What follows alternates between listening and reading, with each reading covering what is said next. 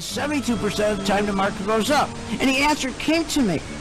And that's when I developed my chart. The answer came to me is because, just like Caterpillar, when they pull their money out, you get out. Whoa. It's your daily dose of how to manage your money. And now it's time for Phil's Gang on the Off the Wall Street Network. Oh, God. Are you nuts? With your host, Phil Grande. Bye. And welcome to my podcast. Well, another big rally, but think about this. 1,000-point rally, but more stocks are going down than up. That is crazy, isn't it? Think about it. 1,000-point rally. I mean, that makes no sense at all. But if you think about it, it does. And I'm going to explain why. But first of all, let's talk about what's going on here. Today, what's going on was that the relief rally that we're in right now is getting weaker. And what we had today was all the jibber jabbers were giving credit today to this rally because Trump came out and said everything's going swimmingly. That's not what happened. Go ahead, play the cut.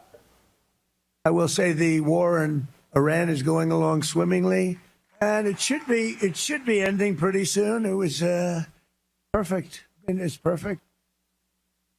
It's not what happened today. He said it, but that is not what causes a rally. And especially when you have, 1,000-point rally, but we got more stocks going down than up.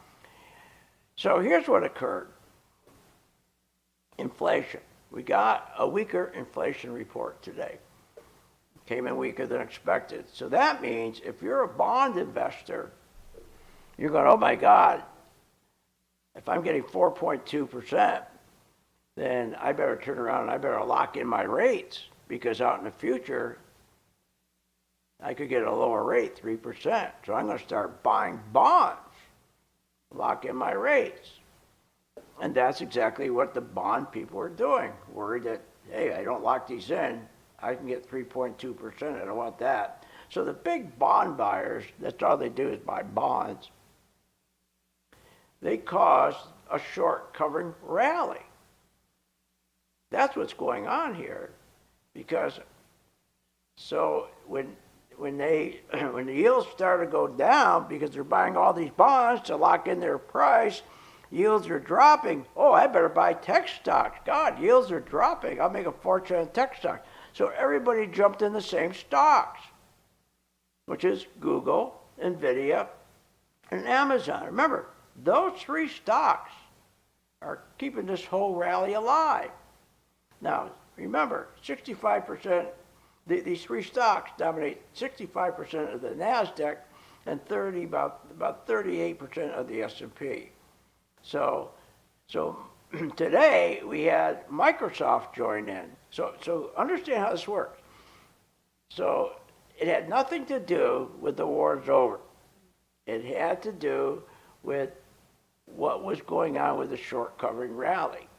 That was the whole thing. And because when the bond buyers heard inflation was easing, they said, boy, I don't want to be buying rates that are down 3%. I better lock in my rate. And the minute they started locking their rates, they start buying. That's how they lock it in. And the minute they start buying, then what happens? Everybody starts covering their short positions. So if you were buying tech stocks and you're shorting tech stocks, thinking the tech stocks are going to go down, a lot of big players did, then all of a sudden these guys are buying, the big bond players, that squeezes the short position. So the guys who are shorting tech say, I better buy my stock back. And that is when the stock shot up 1,000 points because they were buying their tech stocks back. But nobody's reporting that on TV. Make it sound like we're in this big bull market. No, we're not. We're in a terrible market. It's a short covering rally. It's a relief rally. Relief rallies are terrible because relief rallies are temporary. Relief rallies are terrible because the jibber jabbers on TV won't tell the truth to the folks that, hey, these relief rallies don't work. They're temporary. They're temporary. and you can lose a lot of money, because what you got to do when you're playing these kind of rallies, you got to keep watching the bond market. You got to keep watching the bond market to see if the yields are going down. As long as the yields are going down, even though it's a relief rally, your stock will be okay. You also got to watch the three indices, SPY, Qs, and IWM. You got to make sure they're all green. And you got to make sure IWM isn't rolling over one day and the other two are hanging back. That's telling you there's a problem. Always remember, when yields start heading up towards 4.5, that is a signal a crash is coming. That signal is confirmed by IWM, small mid-cap stocks. They'll confirm it when all of a sudden you see that they're no longer one of the three, and IWM rolls over, but the Qs don't, and the S&P doesn't. So if the Qs don't roll over, the S&P don't roll over, and IWM's rolling over, and the yields are heading up towards the wrong way, heading up towards 4.5, 4.4, 4.5, that's a crash. So that's how you always know if a crash is coming. I always get a kick out of people saying, you think the market's going to crash? Well, why don't you do this? You can figure it out on your own. If the yields are heading up towards 4.5 from where we are today, 4.2, then yeah, we could have a crash. As long as those yields keep heading up, and then we know we're going to get the crash because at some point IWMs are going to roll over, drop, but not SPY and not the Qs. So this is a relief rally. It's always been a bad rally.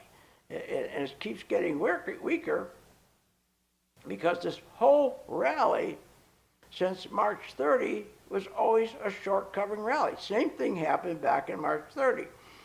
March 30, they gave that, when the big rally started on March 30, they gave credit to Trump's speech. The U.S. is in serious discussions with new, reasonable people in Iran and the regime. These are good people. We're making great progress. And boom, the market went up. Well, that's not what happened. It didn't have anything to do with him making that statement. Like today, back March 30th, we got an inflation number that was better than expected. Inflation was going down. Same thing happened today. And the minute that happens, if you get an inflation number and it's a better number, inflation's coming down, the bond people, what are they going to do? They're going to buy bonds to lock in the rate, the higher rate, because it can go down, down, down, and you lose the money. They want to lock in that rate. And that's what happened on March 30th. They locked in their rate. And then what happens, anybody's in tech stocks, they got to start, they were shorting tech stocks. They got to buy those stocks back or they're going to lose a lot of money. So the minute that the bond investors turn around and they start buying bonds again to lock in a rate because inflation's going down, then if you're in tech stocks, you're going to get screwed because the tech stocks are going to start working against you. If you've been shorting them, they're going to go up against you just like today. We're up 1,000 points there. Everybody says, oh, that's because the war's over. No, it's not. Not at all. So it's really simple. The next time you hear, when do you think the market's going to crash? Always look to the bond market. It's never wrong. The bond market will always tell you. Always remember, wherever your yields are, and right now the yield's at 4.2. If that heads towards 4, heading up the wrong way, going up towards 4.5, then you know we got a problem. And that means that we're going to have a crash. And then IWM, to confirm it, if we are going to get a crash, they'll roll over. And that rolls over, then that's it, it's gone. Now, the whole thing is, how do you get out of this situation? Since March 30, we got a very weak rally. It can blow up anytime because it's only working because all that big drop we had, everybody's starting to buy their stocks back. And that's because the bond people are buying bonds. And when bonds are being bought, yields are going down, and that's friendly towards tech stocks.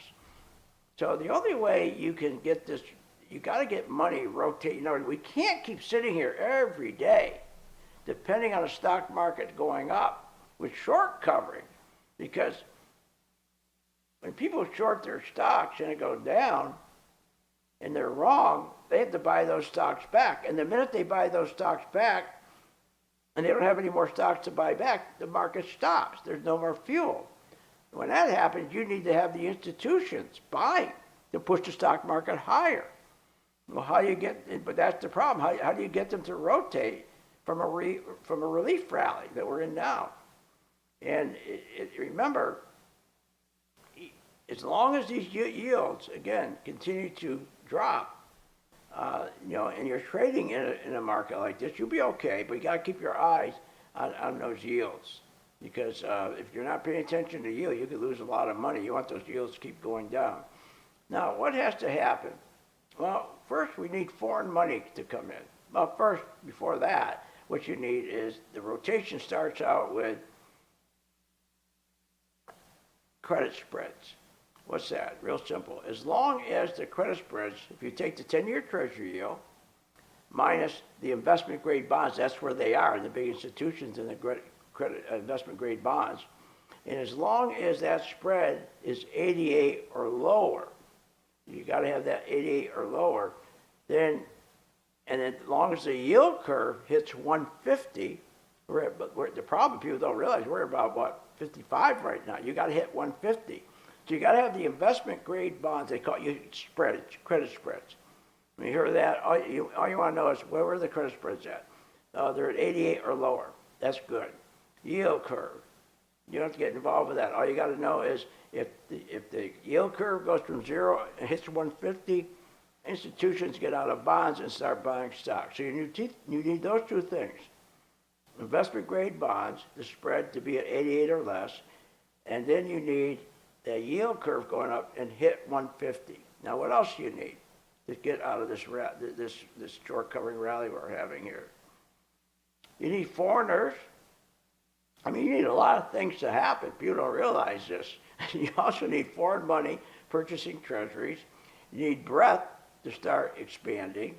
You need inflation cooling off.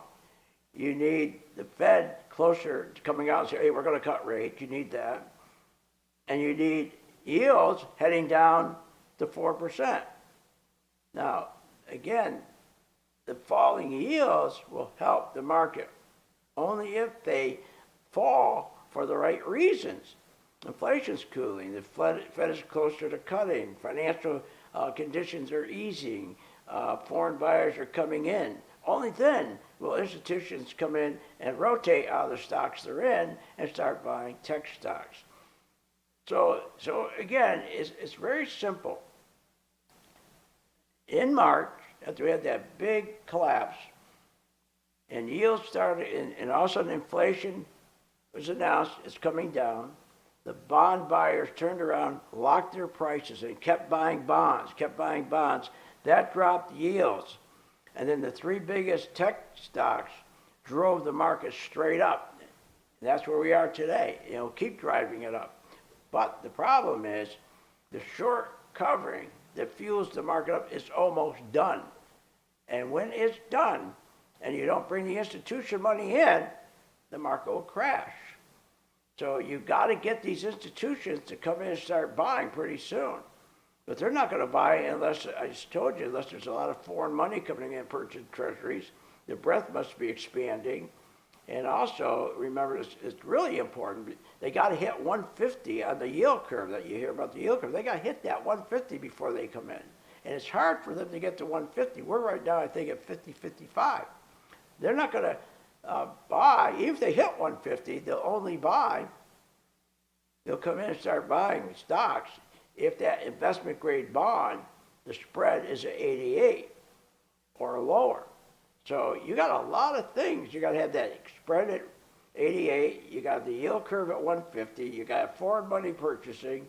You got to have the breadth expanding. But we only have 4 stocks right now that pushing the whole market up. It's crazy. And you got to have falling yields. So that's the only way you're going to get out of this mess we're in. So the next time you hear how great this rally is, remember, 1,000-point rally, but we got more sellers than buyers?